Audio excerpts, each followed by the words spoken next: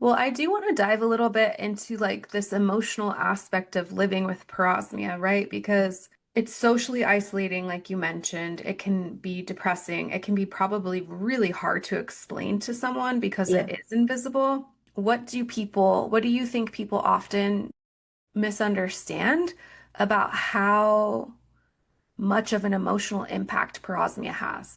Right. Okay, so Linda, I'd like to ask you, what are your thoughts on what needs to change with healthcare providers? Like, what can patients do or what can clinicians do to improve the lives of those who are dealing with parosmia? No, that's excellent. That's good that you're out there having those conversations with the future healthcare providers. And typically, when we go to the doctor, we're spending more time with like nurses or medical assistants, and then they do like checking your blood pressure, checking your temperature, your vitals, basically. So I think it is important to educate those folks about what people are experiencing. Yeah. That's Very just so, minimizing. Yeah.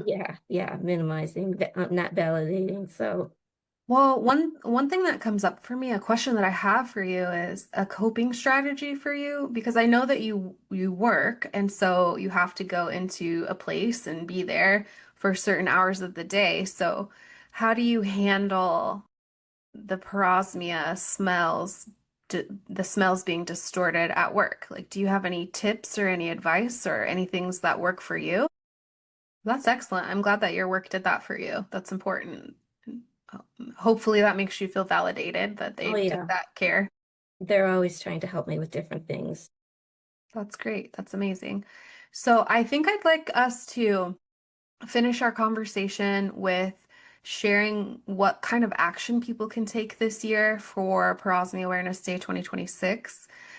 We are inviting people to submit their stories so that we can help raise awareness about this invisible condition. So, can you share how can people submit their story on your website? And then I can share some other ways that they can submit. That's great. Thank you.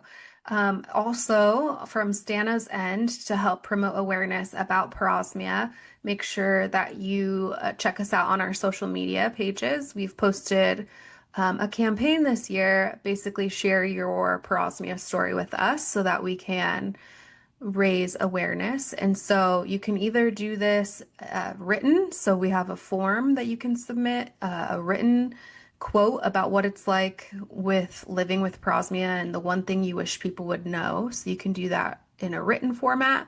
Or if you'd like to, you can also submit a video, and there is a link where you can go and upload a video talking about what you would like people to understand about living with parosmia. So there's three different ways that you can share your story, and it does matter. It's very important that you share your story with the world